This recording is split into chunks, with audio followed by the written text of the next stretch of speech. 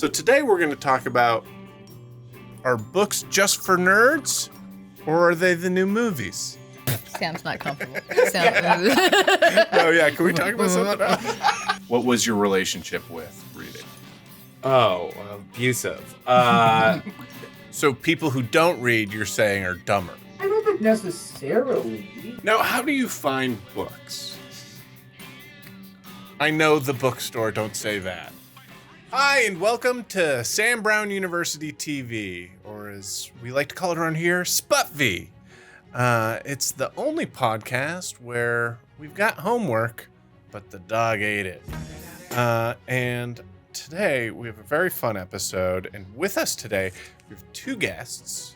We have Kelsy Abbott, writer, actress, voice actress. She's maybe you've heard her voice on The Fungies, 12 Forever, a bunch of. Is there anything I'm missing? It doesn't matter. You know what? It doesn't matter. I gotta say that I'm just gonna leave it, put it out there that we started recording and then had some technical difficulties, and we got like pretty far in, Hour and then a half. restarted. So, because I feel like if people didn't know that, they'd be like, "What's Kelsey's deal? Does she not want to be here?" No. What's weird is on the first take, she actually went into the credits, and then you just took her lines. Yeah. I thought that was. I thought it would be good if I seemed smarter. It's all children's TV, you know. So it's like, I mean, who's watching children's TV? Children. Are they watching our podcast? Maybe. Who knows? They're going to Sam. What? There's no age limit for Sam University? Sam Brown University? Sam Brown University? I mean, on the YouTube, I don't think so. I haven't sworn yet. There right? could be a doogie. Okay. Like a doogie house. He's like in the hospital right now watching SBUTV. Yeah, watching right. SBUTV. Okay, I'm sorry. Yeah. Who knows? Yeah. Who knows? Well, Uncle Grandpa 12 Forever, Fungies Clarence. Wrote all those too. That's how I got the voices. Is that a hack? Is that a hack? Yes, kind of. And also writer Sean O'Connor, comedian, written for Solar Opposites, Close Enough, Norm Macdonald Live, Late Show with James Corden, and you've been on tour opening up for Nikki Glaser. Yeah, right? on the Alive and Unwell tour. It's been really Cool. fun. That's cool. Yeah, we've gone to so many cities. What's your favorite city that you've gone to? Not Oklahoma City, I'll tell you that much. All I'm saying is Timothy McVeigh had a good idea.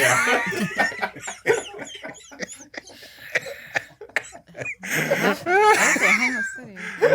All right, cool. Oh, no, we didn't have that the first take. No, that was off the dome. Yeah.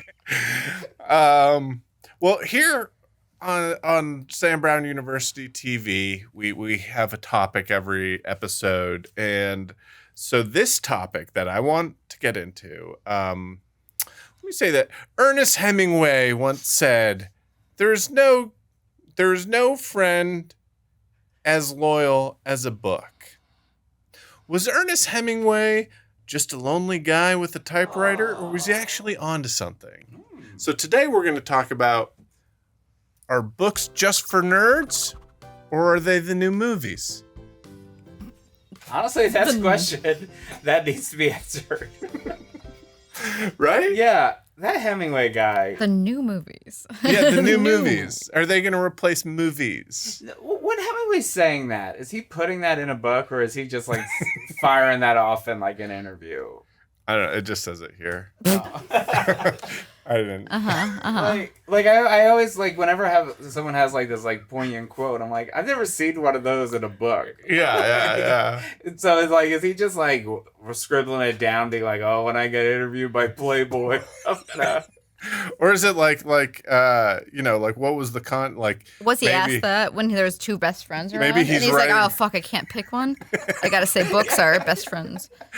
Or maybe there's like a book that he wrote where it's like he's got like the villain in it. It goes, there's no friend as loyal as a book. And then like people go, oh yeah, Hemingway said that quote. Yeah. Meanwhile, It was Hitler in Hemingway's book. Yeah. The Fuhrer in the Sea. Yeah. Wasn't Hitler the bad guy in For Whom the Bell Tolls? Hitler's the bad guy, I think, in like the second Captain Underpants book. So, are you guys readers? We'll start with Kelsy. Kelsy, are you a reader? Sure. I have not read as much recently as I would like. I like reading. It is fun. It is like a friend, loyal friend. Never lets you down. What do you read? What do I read? Short stories. I love short stories. Like I love George Saunders. Oh. He's Yeah. good. Yeah. I mean, like I like stuff because I guess like even before my attention span was like completely shot from my phone. I like getting the beginning and the end. You know, I don't like waiting. I'm like one of those people that like sometimes if I'm going like, oh, I'm gonna read, I'm gonna sit down and read, I fall asleep before I finish a page. Okay. And so sometimes I have a tough time like reading, but like there are those times where I get into the rhythm of it and the book grabs me and you know, like I'm like, oh, I can't put it down. When are those times? Like when you've done cocaine or something? You know, yeah. Maybe in my 20s is what I'll say. Not so tired. Yeah. I have difficulty with fiction. Like I can't like get into the groove of fiction. But I read so many like nonfiction books, like very specifically like, you know, like I'm not like a World War II guy, so I don't read that, but I'll like read about the history of comedy. Oh yeah. From like the 18th century on. And I'm funny. really into Barbra Streisand's memoir. I think it's like the greatest book ever written. Like, you, the Bible. Sorry, Doogie. Yeah. I mean, both are about famous Jews, right? Yeah. It's so long, but it's incredible. Like, I do recommend reading Barbara's book. Like, I don't know how big of fans you are of her. I'm pretty big. It is the most delightful book in the entire world because she is like walking you through her whole career, but most of the time she's just going on these tangents where she's like, there we were on like the set of A Star Is Born. And then I go up to the cinematographer, whose wife made the best split pea soup. And then she just starts talking about a split pea soup for like 13 pages. Yeah. So it's like if my mom wrote a book. Yeah, it rules. It's so delightful. Aw. What was fun is I got to have Zach on the show, and he just finished Weapons with Josh Brolin. And I forget if I asked this on air, but I recently asked him, I'm like, So did he talk about his stepmom? And he was like, no, he didn't. He never talked about his stepmom. You know, one of the coolest things about Josh Brolin, and not to go on a Barbra style tangent, but I think he was in that band Rich Kids on LSD, like the hardcore band from like the 80s. I think that's really sick. Oh, that's cool. Yeah. And I could also be making that up. He seems like a cool guy. He's so cool. He was Jonah Hex. Yeah. Can't get much cooler than Jonah Hex. I mean, his girlfriend was Megan Fox in that movie, right? Jonah Hex. I've read Jonah Hex. I decided I was going to read more this year, and that was like a big decision I made. And then Anthony Jeselnik posted like all these books that like he loved in 2024. So I bought 2 of them, and I like read the first page. I'm like, nope. And then I read Martin Short's biography, and I'm like, yep. And then I've just been biographies. Yeah, memoirs. Okay. I've been buying everything that Apple Books tells me to. That's like, if you like that, you'll like this. And so far, they've been 100%. You want real stories. You don't want fake shit. I don't want to fake shit. I I got in trouble in school for my lack of reading. This is true. I got an F on a book report in freshman year of high school. We had to make a video, which I thought I was gonna kill. And it was for Beowulf, and I made Beowulf, and it was just a wolf. There's not a wolf in Beowulf. Yeah, no. But it was a wolf that smelled. And my teacher was like, you didn't read the book. And I'm like, you're... Bingo. B.O. Wolf. Okay. Yeah, B.O., like body of yeah, wolf. body. Okay, B.O. Wolf. Yeah, and I once called up Mice and Men Mice Men. Have you read of Mice and Men? I've seen the movie. It's a quick read. and it's a good one. There's something like it's really funny that's sort of lost in the movie is that one of the characters on like the last page of the book. Spoiler alert! I'm about to spoil Of Mice and Men for the audience, so cover your ears for. So cover your ears if you don't want to hear it. But he dies. Lenny dies. He gets shot by his friend. But like on the last page, a character like makes a joke. Oh, really? Which is, I think, like kind of a cool thing. Oh, he did have brains. Yeah, there they are. But like it shows like how like it just like was like nothing to these other people. Yeah. And I feel like that's not really conveyed in the movie, that like no one else cared about this guy. Yeah. That's interesting. I should read it. Yeah, it's like 90 It's kind of like pages or Frankenstein 100 without a pages. monster, if you really think about it. It's very similar. Can you say that? Okay. I mean, He says not a monster. He said not a he's monster. not a monster. Lenny is Okay, not yeah. a monster, but he is, unfortunately, very Frankenstein-y. Yeah, I guess. Sam's not comfortable. Sam, Oh yeah, can we talk about something else?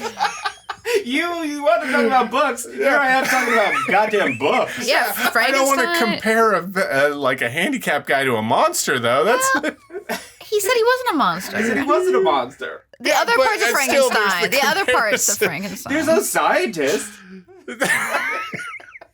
yeah. The other thing I remember about Of Mice and Men, and maybe this is not as like big of a part in the movie, but the character Curly, the farmhand's son, would wear a glove filled with Vaseline so that it was soft for his wife. Very which is, like, thoughtful. The creepiest thing. What a sweet man. What? You know he was fucking that glove. Now, I think that's a sort of reference to like, you know, soft hands for, you know. Oh, for finging. Oh, I fingering. was thinking for a face touch. No, or I think it's hands. Like women don't like. I think it's for. For fingering, they want Fingering. rough. Oh, they women like rough hands. They like farm hands. Yeah. Okay. It was Vaseline. Yeah, I think so. Maybe I read a different book. Oh man, your hand. Like, have you ever Vaseline? Like, really stays with you. Yeah. Yeah. How are you farming with that? Squishing out of your hand, slipping and stuff. Okay, just like, Yeah. hey, Curly. He didn't hey, say what? it was full to the brim with Vaseline. It was just, maybe just a It's little bit. squirting out. If it were a Zucker Brothers movie, it would be full to the brim. Yeah, I'm picturing like, you know, when like Howie Mandel would blow up. Just globs of. Let's see. So yeah, That's done. So We've we got that. read. How were you as a kid? Like what kind of were you? Did you read a lot as a kid? I read more as a kid. Yeah, Okay. I think so. I was good at English, like in the tests and shit. So I was like, okay, I'm gonna keep doing that. I would just read the things that I wanted to read, like and like. Would you read books? Yeah, Okay. but like I was like really into, you know, Goosebumps. Yeah. Oh yeah. The Boxcar Children. I love Okay. that. Yeah. I was into those that style of book. I loved Dead Parents. No, this kind of brings up like an interesting thing, and not to like criticize what you were reading as a kid, but like, do you think that people who read, you know, like there's kind of this stigma that if you read, you're smarter, but who's just, like some people who read a lot read just garbage, right? Well, yeah, but I feel like if you're reading, you're reading. Like it's all about like enriching yourself through the written word, isn't it? But I mean, it's not all created equal. That's true, but at the same time, I do remember like because I always feel like, you know, I'm more of a Frankenstein's monster brain wise, and and like so I remember being a kid and going to the library and wanting to check out like War and Peace because I had heard it rereferenced on TV. Hey, that's right here. See. There you go. Read it now. And the librarian was like, "You won't like No. it." Yeah. Did she look at? Did she go? Yeah. You? Yeah. It's like, oh no. Why don't you do Darkwing Duck and the Cheese-tastic Disaster? We have some copies of highlights over in the periodical section. Maybe you find a maze Why don't you that read hasn't this? It's been called done The Great yet. Gatsby. Are there books like War and Peace that you've like been like, I'm gonna do this. I'm gonna read. I'm gonna be someone that's read this, like, I'm gonna have read The Stand. Because I've definitely done that. Where I have a copy of War and Peace here and a copy of Moby Dick here. Mm-hmm. I think I've read 100 pages of both of those. Yeah. And it didn't happen. It sucks when that happens because I bought Gravity's Rainbow and I was like, oh man, here I'm gonna be a Pinchon guy like my Yeah. and I'm not a Pinchon guy. Like, what the fuck is happening? I'm too dumb. Yeah. I think in middle school and high school I would read Kurt Vonnegut books. And so I'm like, yeah, I read that, but I read it in fucking middle school, so I don't know what the fuck happened. So I could say, Yeah. oh, I read it. I did read Slaughterhouse-Five. Yeah. I think that was that's a fun, easy read. Kurt Vonnegut's he writes in a fun Yeah. way that's kind of easy to get. And Yeah. there's something fast. He's one of those guys that you get 30 pages in and you're like, okay, I'm good. I get where this is going. And I read Confederacy of Dunces, and I would always be like, you know what book I like? Confederacy of Dunces. I've been bringing it up for years. Yeah. Yeah, All Quiet on the Western Front. I read that, but I Ooh. fucking don't. You don't know what remember. it's about? No, I do. But I don't remember specifics about it because I read Okay. it fucking ninth grade or something. But I can say I did it. Yeah. What's that? Johnny Got His Gun. You ever? The Trumbo? Is that it? The one where it's the guys, He's the Metallica book? Yeah. he doesn't have arms or legs. Yeah, he can't speak, Yeah. hear or see, and he's yeah. Classic Trumbo, if you ask me. I only know that because it's on my Letterboxd watch list. I'm never even gonna watch the movie.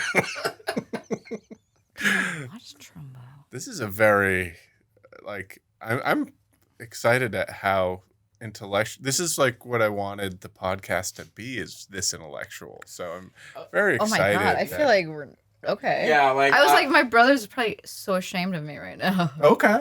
I haven't read that much. I'm not that smart, man. But I like that we do know the titles you're mentioning. Yeah. I think that's what's interesting about very specifically our generation. But we're just doing this a lot, which is good. Yeah. I think what's cool about our generation is I think because of the internet and Wikipedia, we understand what everything is. Yeah. Just did not throw ourselves into it. We should be the I've heard of that generation. Yeah. Absolutely. I know enough about it. Yeah. I get the gist. Yeah, it's a historical novel, eh? Yes. Now, how is it so you just before you got into reading, what was this past year, what was your relationship with reading? Oh, abusive. I know I've always liked reading. I just didn't really have the time to do it. And now because I'm on that tour, I'm flying a lot, so I can't sleep on planes, so I just read. I feel like that's a thing with me is I'm really good at sleeping. And I feel like that's working against me with reading because as I said, I will start reading. I'm going to sit down and I'm going to read, and I get a page in and I'm just out. Oh, when I'm on land. Yeah. Dry land. Yeah. Yes. Well, I'm on land. The page and my eyes are in a tug of war. Yeah. There's so many other things I could be doing on land. I know. There's something about being trapped in the air. Yeah. All you can do is read Alan Zweibel's book about comedy writing. You're like, okay. Wow, you do Billy Crystal and Larry David? What a guy. Yeah, you've got that thing when you're in the air. You don't have enough. Makes everything better, right? Yeah, it That's what they does. say. It's a real thing. Yeah, Yeah. because of the recycled oxygen, Yeah, you're actually 15% dumber. Yeah, and I've got it off of planes, and I had watched a movie, and I'll go and call my friend and be like, you gotta see Me, Earl, and the Dying Girl. And then he watches it, it's like, this movie fucking sucks. And I'm like, I saw it on a plane and I cried the entire time because I was thinking about dying. Yeah, it's the same thing. I've had that so many times where I'm like, oh, that movie's bad? I thought it was good because I saw it on a fucking plane. I saw Diving Bell and the Butterfly on a plane, it's a good movie. It's like a Johnny Gets His Gun. Yeah. It's a good movie, but it's a very, very sad movie, and I was uncontrollably sobbing. Yeah. I mean, truly, like, watching that on an airplane is like torture. Yeah. Like, because, like, I've cried watching Baby Geniuses on a plane. Like, the babies were just too smart. Yeah. It's not right. We're defying God's will. It's taking away their childhood. They can't be that smart and have Happy. the innocence of a happy. child. I do believe Baby Geniuses is based on a Cormac McCarthy short story. All right, well, this is an interesting question. So we work in the entertainment industry. It is in trouble. You know, people like movies. People aren't going to the theaters as much. It's the big studios aren't investing in much in original ideas. And now, you know, there is this sort of thing where, you know, like it has to be like a comic book or something for them to like really get behind. Like Jonah Hex. It has to be a Jonah Hex. And so like I've actually heard stories about people pitching a movie script around and being told like, oh, no one's going to buy this because it's not a pre-existing IP. So you should try and write the book version of this and get that made. I've heard that too. That has been suggested to me. So What the fuck? So that's I wrote a coming of age movie. And I just made the mom Betty Boop. Did it work? Yeah. Yeah. Oh, you wrote Boop? I wrote Boop. Oh, it's crazy. She's not like even that big of a character, but we're calling it Boop. Poop. Greta Gerwig picked up on it immediately, and yeah, she's in the Boop business. The kid does get made fun of for how big his mom's head is, though. Yeah. That is like, everyone's like, your mom's head is ginormous. Her head was big, but her body was nice. Oh, she had a great body. Okay. Hey, Doogie, you're going to want to turn it off for the next 5 to 7 minutes. He's going to boop the Beppo.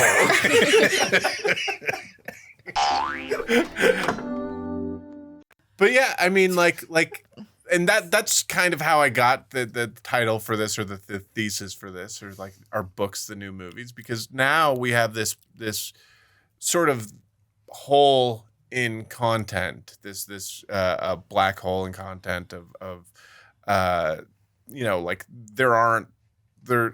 movies used to be a platform for original stories. Yeah. And now, because of a bunch of different factors, it seems like people aren't interested in that kind of thing. So it's like, oh, you just have to you have to get it out there somehow. Which I do think is interesting that they want that to be the case. Because, like, I feel like books sell even less than movies. Yeah. Like, imagine, like, the brothers who wrote American Pie did that as a book.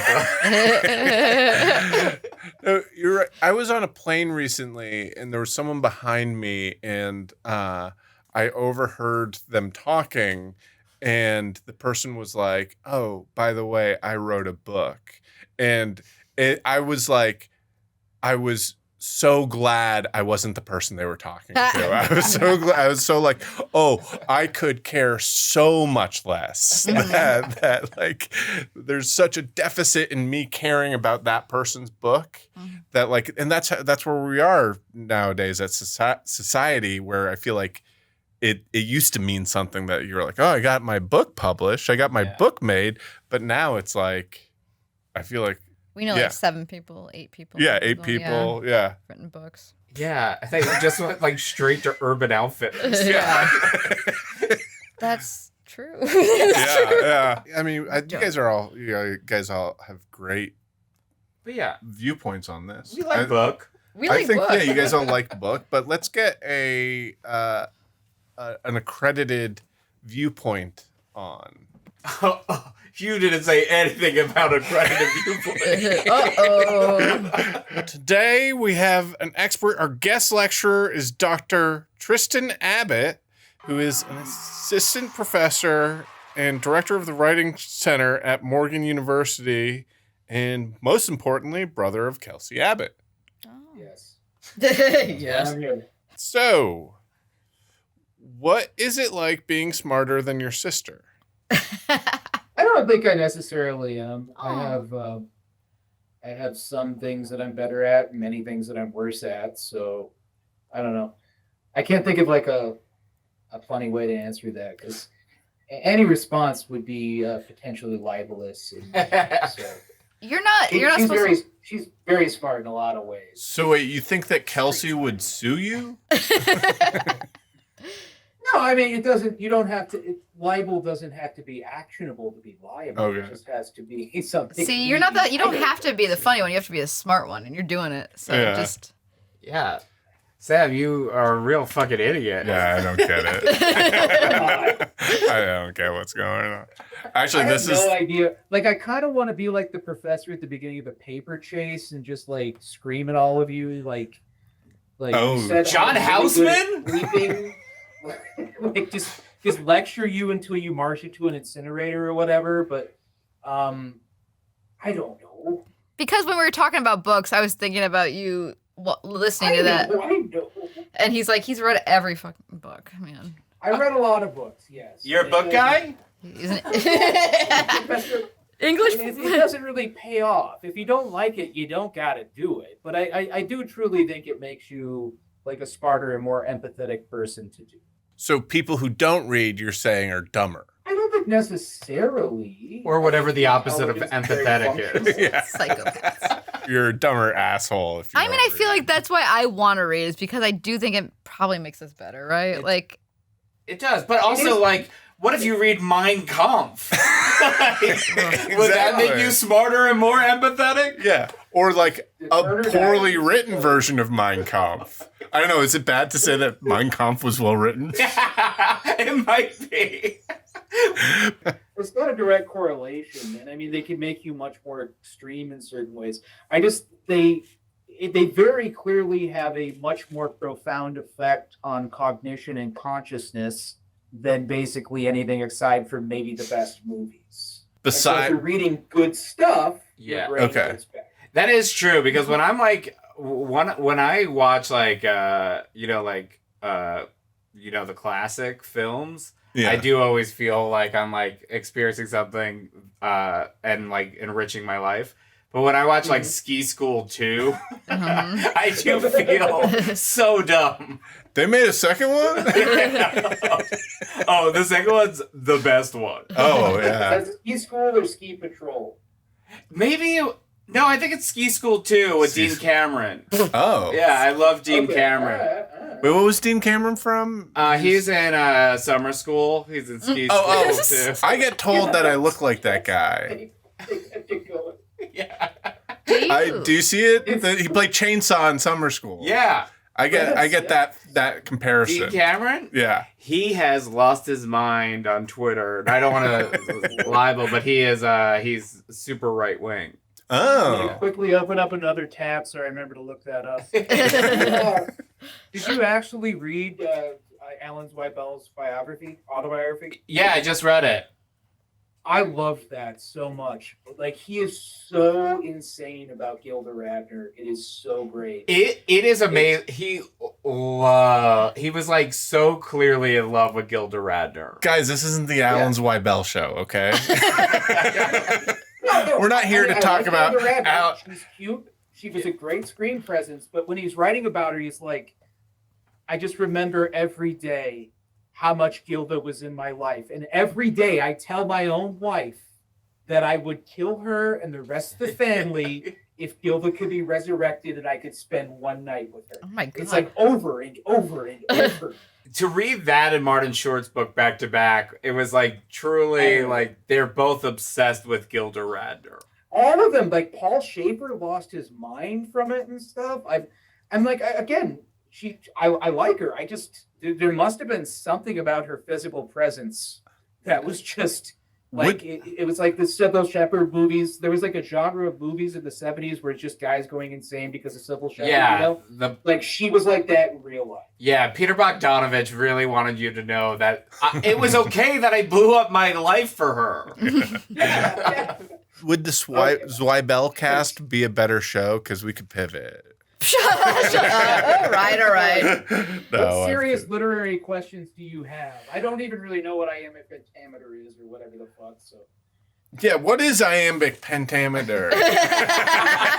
Syllables and they have to bounce in a certain way or something. I don't fucking know. Like the rain in Spain goes gently down the plains. Like I think that might be it. Like limericks, I'm pretty sure count. That is something that comes up when like people watch Deadwood. They're like, Deadwood was written iambic pentameter, and I'm like, sure. Yeah, great. Now my wood's dead.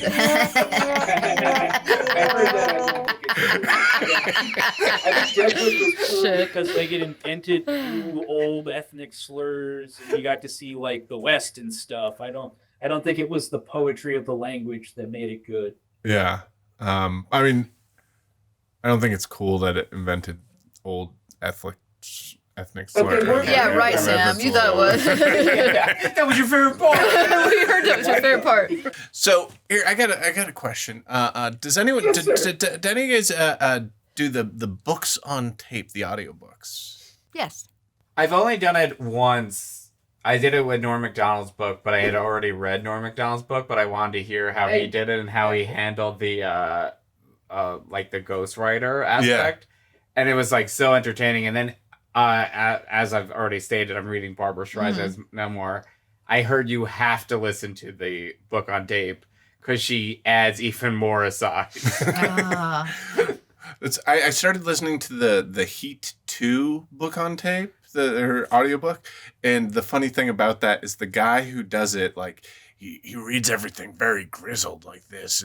But then when he gets to Al Pacino's character, he does an Al Pacino. He does like, what is even the case I got here? You know, and it makes it so fun. Do they have like sound effects in it? Like, the guy does it with his mouth. The guy, he's a Michael Winslow. Way too many too. Like they came in the room, boom, boom, boom, footsteps and shit. The cops are coming.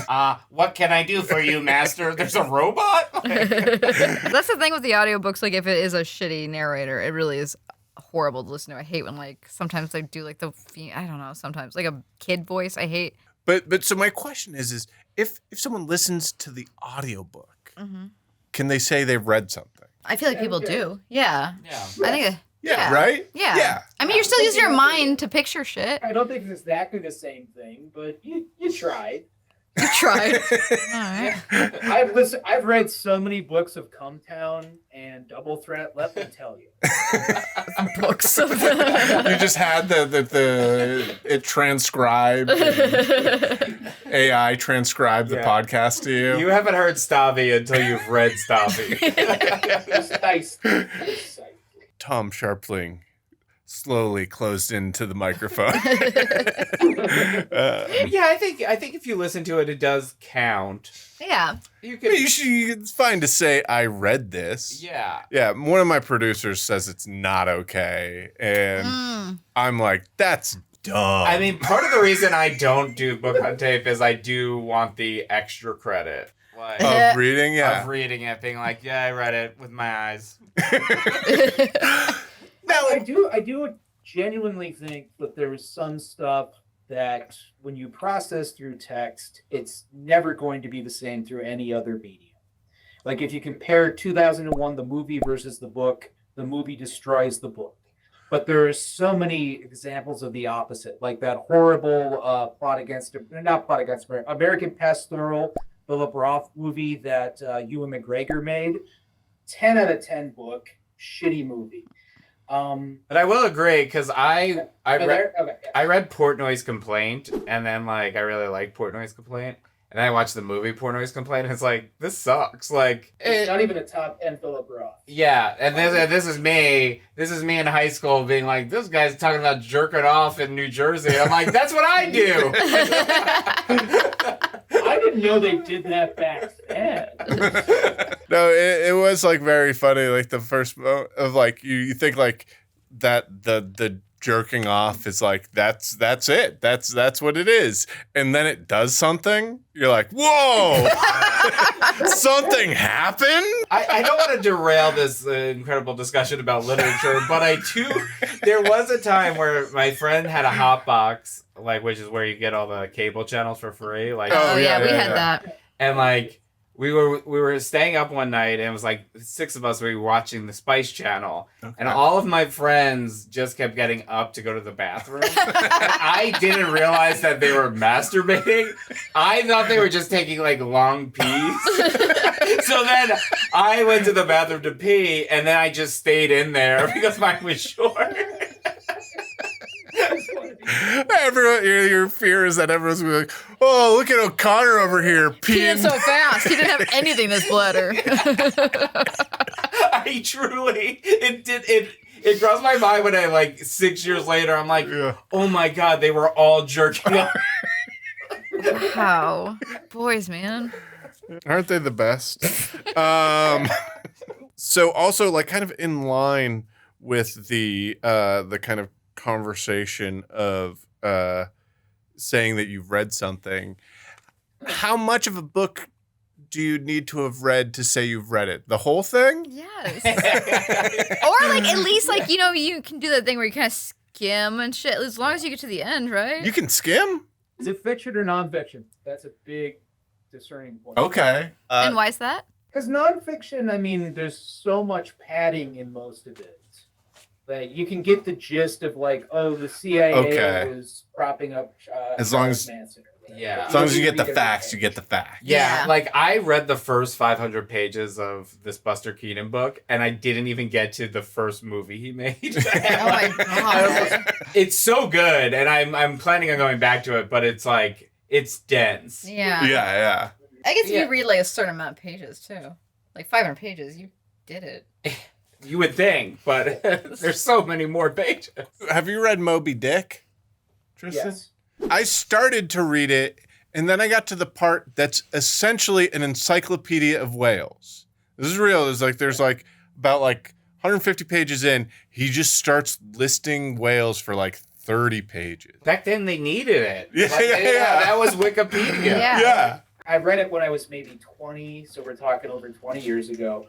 And that, to me, that's back when my attention had not been destroyed by the internet, number one. Okay. Number two, though, that was like a Travis Bickle Taxi Driver moment where you're really zooming in and seeing like the maniacal focus that the narrator had. Okay. And it really added to the just feel of the book.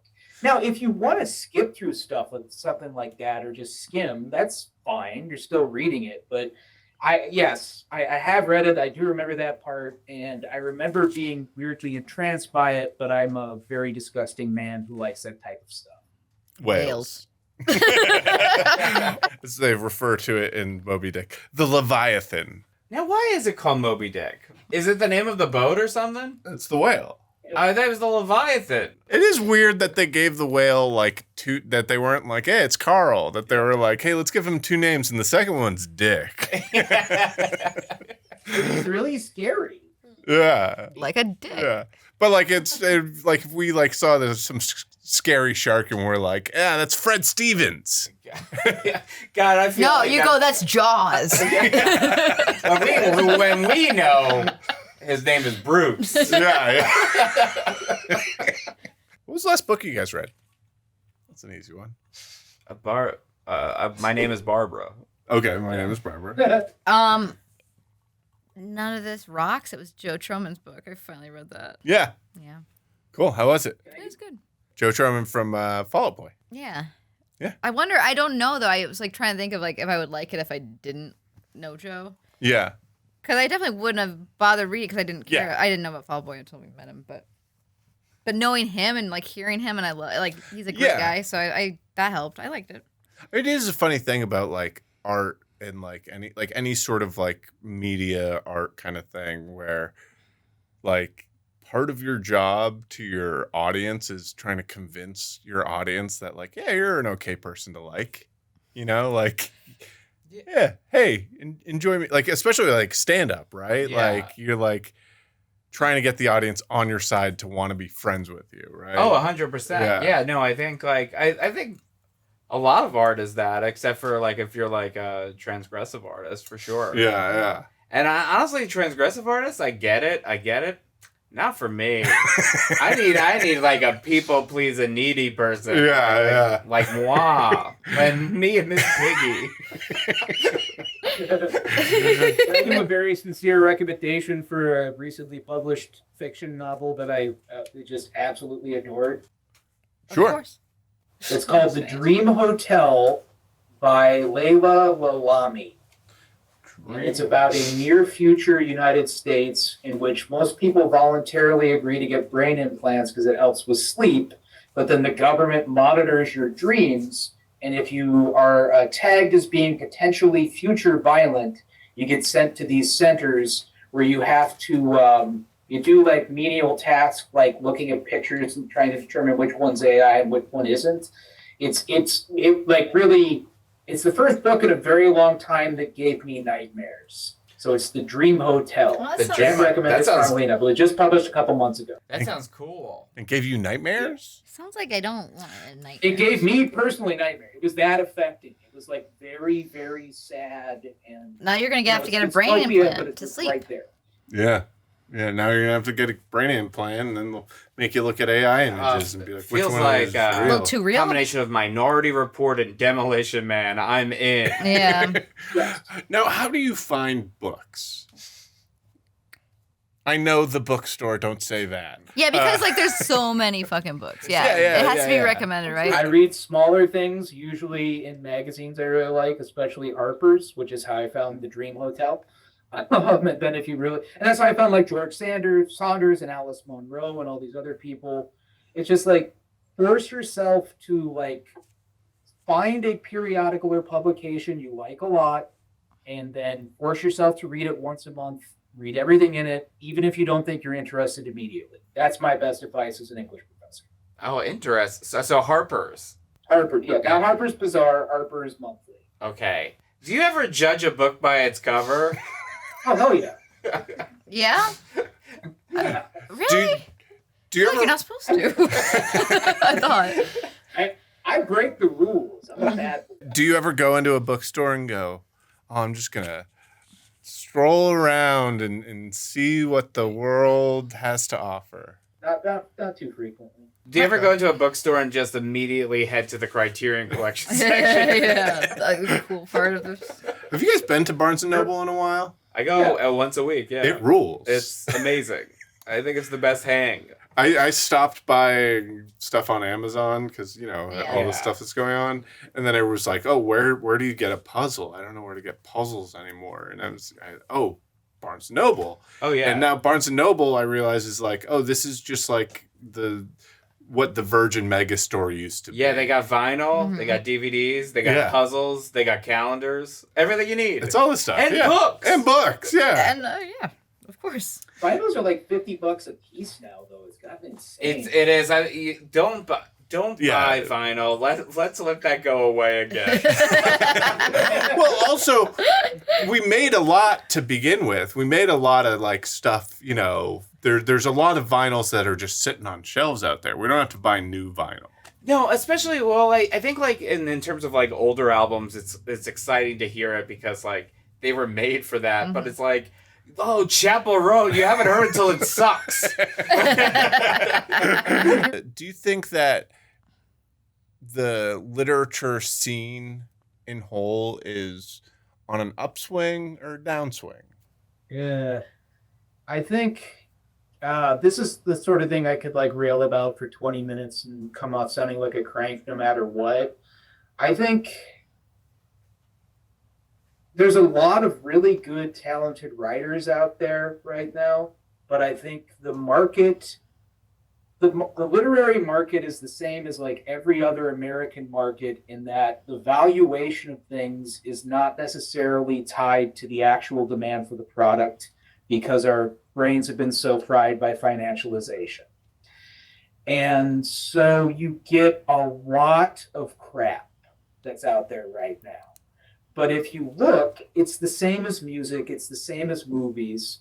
It might seem, if you just look at like what's being fed to you by the algorithm, it's like, oh, it's only going to be Star Wars crap or young adult stuff. That must be the only stuff that's out there. So if you're being passive about it, it's on the downswing. If you are active and you dig in and you talk to people, you find people with common interests as you develop your own taste and you pursue them, it's as good as it's ever been. I'm not going to say it's like at a super peak. So that, yeah, I just have like a mumbling, mewling response to that. I mean, there's not much incentive for somebody to get into writing literary fiction. You guys are all comedians and TV writers, and you know how bad the market is there. It's even worse in literary fiction. I mean, if you go back to like the mid-1930s, Hemingway was paid, I don't want to give an exact figure, but it was something like $20 a word in today's money for writing for Sports Illustrated. Nothing close to that's there now, unless you write something like Twilight or Harry Potter. So people who are artistically inclined, they might be very talented writers. They're not writing books because it's a lot of work, it's a lot of self-doubt, and it's very little payoff. But the ones that do still have grant support, they have institutional support, academic support. There's a lot of really good stuff that's still coming out. And then there's, good stuff from people who are grandfathered in, like Thomas Pynchon or Don DeLillo. So, very, very long response. Sorry. No, that was great. $20 a word. That's pretty good. Yeah, no For shit. sale. Baby shoes never worn. $120. Ernest, I want a book. I only have $120 though. If you've never really gotten into Hemingway, do read A Farewell to Arms. Like, it's some of the best descriptions of early 1900s combat, and it's very, very touching. I think high school teachers assign Old Man in the Sea because it's short. But it's like his early novels are really, really excellent. I'm going to order that tonight. And A Farewell to Arms could also be something that is Johnny Get His Gun. Could be called. Yeah. They were gonna call it that. It was already taken. The Farewell to Arms and Legs was too long. But it was from mid-century because like Trumbo was very politically, like he was a Hollywood writer. Yeah, he got blacklisted. Yeah. Blacklisted. Yeah. Damn. And this was like his comeback. And it wasn't Vietnam. Was it like? It was set in World War I. Yeah, it was set during World War I, but like it was. That was the bad war. Yeah. At the time. I tend to do this thing where when I'm looking for a book to read, I don't look to new books. I don't look because I'm like, there's so much good stuff out there already. I don't know what the question is. That a I'm not a hindrance or great something? host. Are you trying to say like how do you find a new book? But I think so. Yeah, how do you find a new book? I mean, or like, should you read all the old books before you start the book? Thank you That's for being better. That's what I tried doing in my 20s, and it kind of set back my literary career a lot because I went behind I tried to read the because I graduated high school in 2000. The NLA put out this list of the top 100 books of the last century. And I was like, I'm going to read all of them. I read like 80 of them. But it's like, by the time I had finished them, people had moved past in trends and stuff. Just read what you want to read. I mean, that's all there is to it. Yeah. And if you find an author you really like, dig deep. Dig into their back catalog the way you would with a musician. Yeah, completists, like with like directors and stuff. You know? Mm-hmm. You like Dracula, read Dracula. I've read Dracula. Okay, we'll keep reading it. Did you ever read the sequel, Dead of Loving It? They made a second one? I saw that in theaters. Dracula. Oh, why hasn't anyone done that? Why are we here? We're going with some good. was Andy Warhol's Dracula. There was Blackula. There's been all sorts of Vampire in Brooklyn. Oh yeah, Dracula 2000. Was that one? Oh, Yeah. Is that? Oh, that was Roger Corman, right? I don't know who made that, but that came out at, like in 2000. Was that Dracula was hot and young? Yeah, was that the one with? Yeah. I think Johnny Lee That Miller had was in Jodie that. Foster in it or somebody? I'm looking this up now. I think it was- remember seeing that on I would say cable. Johnny Lee Miller. I think Gerard Yes, Butler Gerard might. Butler. Yeah, in it. Yeah, you As got it. Dracula. Oh my god! I love Gerard Butler. Like, there's like a fax machine in the car that Dracula uses to get his evil visions. I think Omar Epps might be in Wow, that that's movie. really cool. Was Omar Epps in that? Yeah. Man, Dracula 2000. Cool shit. There is a scene where he walks into a Virgin record store in New Orleans, and that. What is this? But it really pays off. That like back then when it came out, it was like 2000. It's so futuristic, but now it's like, oh no, it's 2000, like retro. Yeah. Fax machine. Dracula's comfortable there. What are your thoughts on people using reading as a way to kind of show off? Like, I mean, like, don't you think there is this part of the puzzle where people are like, oh, I read, and hold it as a source of pride and almost gatekeep knowledge in that way? I mean, they're doing the work. Why not? They should be able to brag about it, right?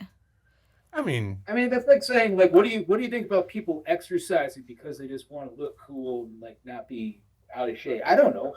I was an English major, an English master's student, an English PhD student, and I think I'd seen the stereotypical like infinite jest guy in real life 5 times, maybe.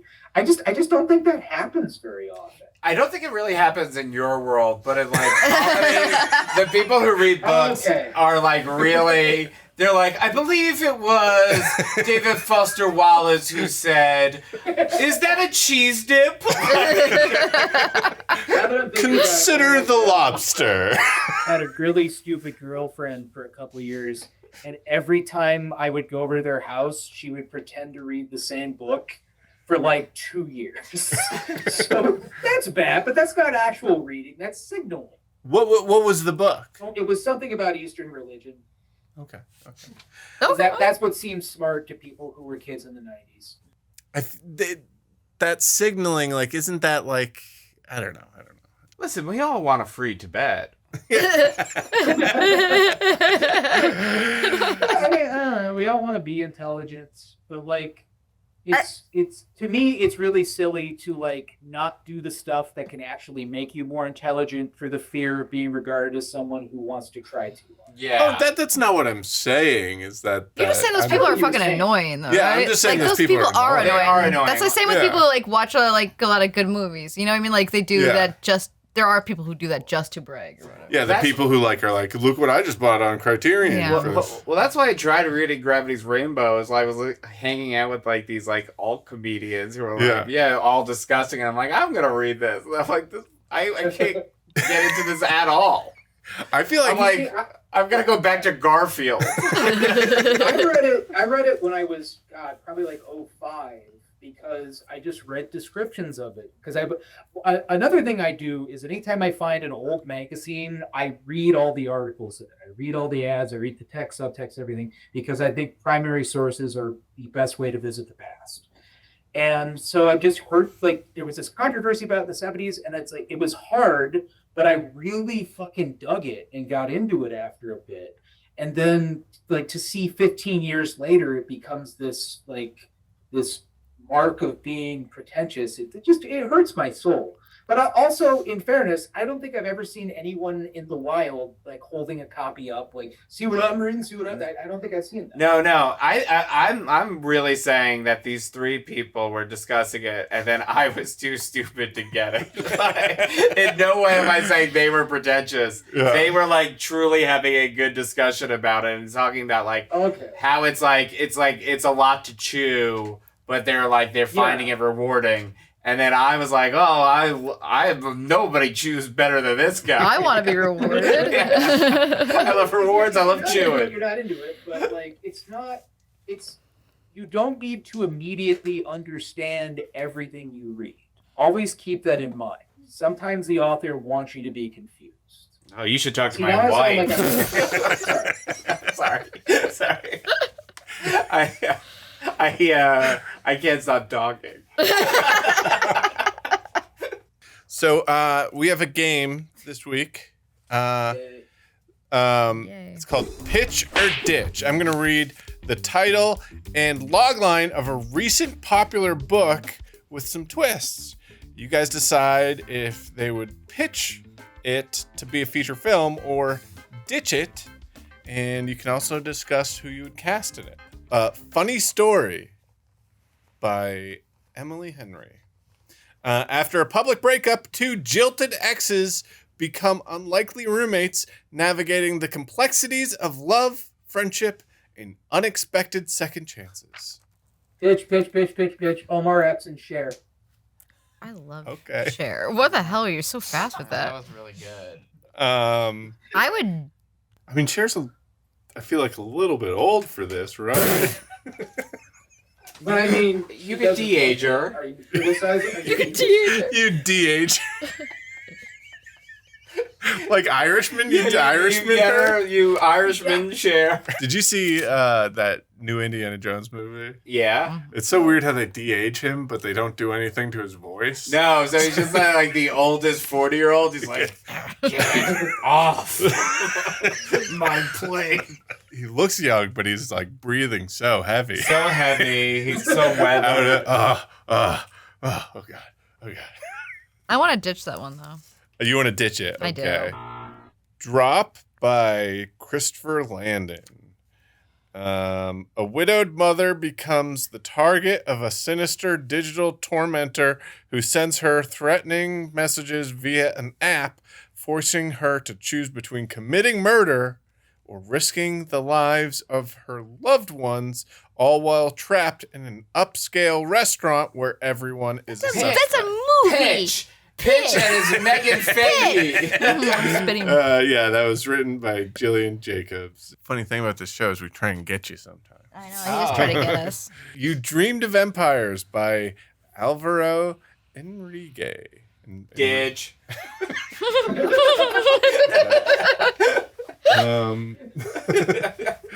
All right, Sacramento. Yeah, he ditched it. He ditched it. No, we ditched it. I like that you ditched it. Ditch it.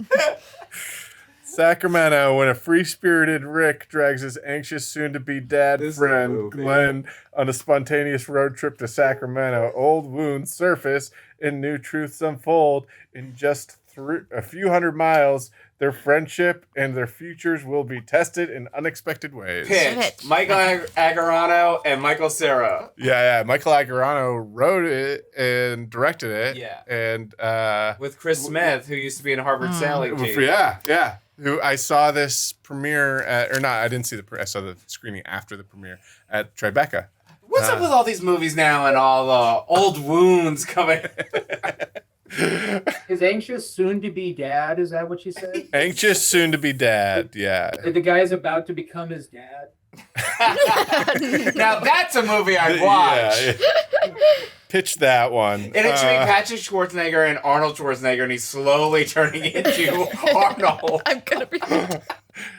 No, he's slowly turning into that brother, the one with the housekeeper brother guy. It's a half brother. The Ministry of Time by a person. The Anxious Generation by Jonathan Haidt. An exploration into how the rise of smartphones and social media has contributed to a mental health crisis among today's youth. That doesn't sound very fun. If it was a sitcom, I'd pitch it. Yeah, I don't know how to tell that story. No, that one is a movie. It is? Is it a documentary? Court of Thorns and Roses by Sarah J. Maas. I've seen this book. A mortal girl is taken. Do you know what it's about? No. A mortal girl is taken to a cursed Fey kingdom as punishment for King Aewolf for King of Wolf in the Woods. For killing a wolf in the Oh, woods. what the fuck for King of Wolf? King of Wolf. You're typo under there. arrest for King of Wolf. Yeah, a King of Wolf in the I kill- woods. For Shit. killing a wolf in the woods. But as tensions rise and ancient magic awakens, the line between prison and protector begins to blur. Oh. So it sounds like a Pitch. Oh, you're yeah. I'm going Saoirse Ronan yeah. as the King of Wolf. This is like a yeah. That's her breakout role. Yeah, Chapel Road. Chapel Road, Saoirse Ronan, and Charlie XCX. Do you know there's a Russian movie that's like a Twilight but with dragons thing, and about a guy that turns into dragons? What? No. Yeah. So like she falls in love with him. He's like, I got a secret. Yeah. I'm a dragon. Yeah. No, she becomes a captor to the dragon. She gets kidnapped by a dragon, and then the guy's there, and he goes, "Oh, I got a secret. I'm actually the dragon that's been holding you captive." Really? So it's like how to fuck your dragon. How to fuck your dragon. You can't turn into a dragon if you're a man. Because here's the thing. All right, Bride by Allie Hazelwood. A dangerous alliance between vampire bride and an alpha werewolf becomes a love deep enough to sink your teeth into in this new paranormal romance. Yeah, pitch it. Why not? I love that. Yeah, Is that's it not. alpha werewolf? Like, are there beta werewolves? Oh, yes. yeah. Oh, you don't know about the Omega verse, man. Who do you think you would cast in that? Vampire Bride, Alpha Werewolf? Vampire Bride, it's tough. I mean, I think like right now you want to get a maid, so you have to go like Taylor Ortega or Jenna Ortega. Jenna Ortega, And then Yeah. like for the Alpha Werewolf, I mean Theo Vaughn. Oh, God. Yeah. Yes. Theo Vaughn. Jennifer. I was in an audition once for something, and this was way back when I was like, oh, there's that guy from Road Rules. Yeah, I know. I wish you stayed that guy from Roll Roll. Yeah, and he came in and signed in for the audition, and then like everyone's like just kind of quietly like going over the lines, and he looked through the room and goes, "Sup, players."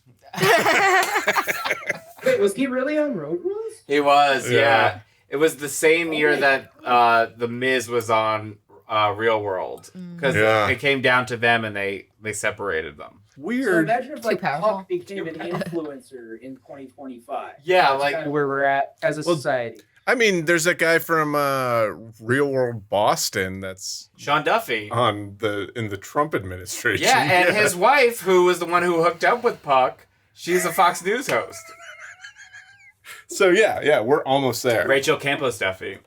We really burnt the cast on this one. That's the name of the book? No. Yeah, oh, I I'm thought just it saying, was like, for real. we kind of jumped the gun on our casting of people because this next one is Cher, the memoir part 1 by Cher.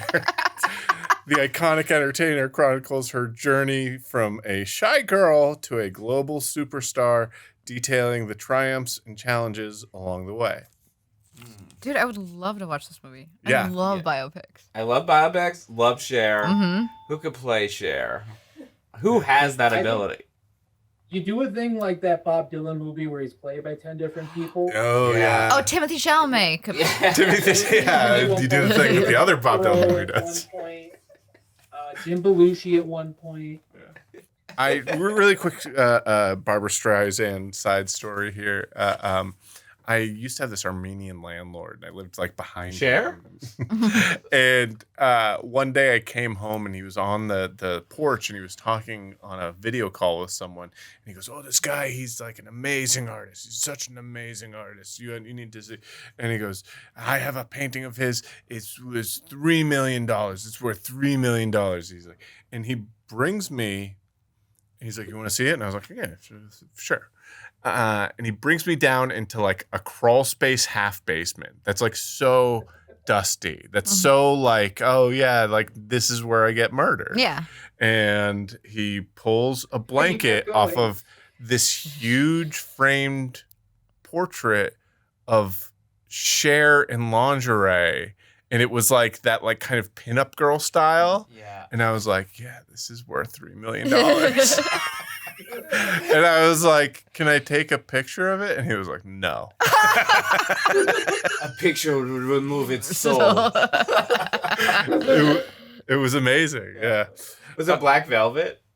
No, it should have been though. Could we get into that crawl space and steal it? That's Movie. pitch. That's the movie. What are we doing here? Finally, Dog Man. After a life-saving surgery fuses a loyal police dog with his human partner, Dog Man is born. A half dog, half human hero committed to protecting OK City as he strives to impress his chief and stop the evil plots of feline supervillain Petey the Cat. Dogman discovers that being part dog and part man means being all hero.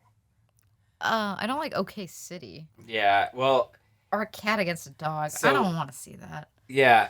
Well, I saw it in the movies because I have a I do 7-year-old. too. It's adorable. Yeah, and it's a fun thing. So basically, the kids from Captain Underpants wrote Dog Man. That's very cute. Oh.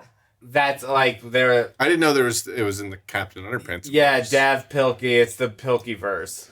Okay. Yeah. Okay. I like that my mind goes like, oh, it's a serious movie instead of being like, oh, kids movie. It's like adorable. It was like, I don't love OK City. I'm gonna stop you right there. Which is OK City. Try harder. which is like so close to the name of an actual city that was mentioned earlier in this podcast. Which is not okay at all. But yeah, OKC. Cool. So, where did we get with this? Are books just for nerds? Is that okay, or are they the new movies? Does it have to be one of those two? It has to be one of those two. What, Tristan? You could do like a Jerry Springer final thought here. Do you have something prepared? Yeah, I'm gonna do a final thought, but no, I don't have anything. I'm waiting to see what we all. No, I'm wondering, Tristan, are they the new movies? Well, books came before movies, so I'm just gonna say no. Okay, fair. All right, That's a good fair. point. All right, Sean. I think they're not the new movies. I do think books are for nerds, and I love being a nerd. Kelsey. I think they are the new movie, and they are for nerds. Because I wanted to say something different than everybody else. I love it. All right. Yeah. I think definitely, yeah. You know what? I don't know what I'm doing. I mean, I should be reading. Why am I here? I should be reading books. A book cast? Yeah. Oh, wait. Nerds are the new cool people, though. Yeah. Yeah. That's kind of what you were saying, Yeah. because you're proud of it. I'm proud of it. I want to... And honestly, you at home, get book. Get Yeah. book. Just get a book. So thank Get you book, so get much. Thank you so much to my guests. Thank you, Tristan Abbott, Kelsy Abbott, Sean O'Connor. Just say Sean Abbott. Why couldn't you have been Abbott, man? That would have been so cool. 3 Abbots. If he's an Abbott, we'd be inventing an Abbott. Which is the name of a movie. I don't know why. It's not based on a book. This is Sam Brown University TV or SBUTV, where the homework is done, dude. Like the dishes? Yeah, the dishes from that book movie. All right. Oh, and I'm going to present you guys. I Like, forgot. okay. I totally forgot this part. I'm going to present, now that we've done this, we've been there, we've done the ride. I'm going to present Tristan with a degree from Sam Brown University for English. I'm going to give that to Kelsey to get to you. Here's for Sean. Oh, wow. And for Kelsey, you Thank guys you. you guys have a degree in English from Wow, Sam Brown it University. almost looks like the word English. Yeah, I tried. That's great. Thank Thank you. I love it. I'm gonna frame this. Thank you so much to everyone for listening. Check us out every week here at Sam Brown University TV. I don't know what else to say here. Keep it crispy. Yeah. Keep it. Crispy. What's that from? You made it weird. Oh yeah. Keep it crispy. You definitely did not keep it crispy when you said that. I guess, is that the hair product that he sells? No, that's called like $1 Million Memories or something. Yeah. So close the gates. Thank you for listening to this episode of Sam Brown University TV here on the campus of Sam Brown University. This has been great so far, and I want to give a big thank you to our producers, Meltem, Saricicek, and Colin, Goheen, and our editor, Andrew Michel. Also, big shout out to Jonah Ray for the theme song, SAM Bro WN. And if you have money for tickets to prom, you can buy them in the quad at lunchtime. Thank you.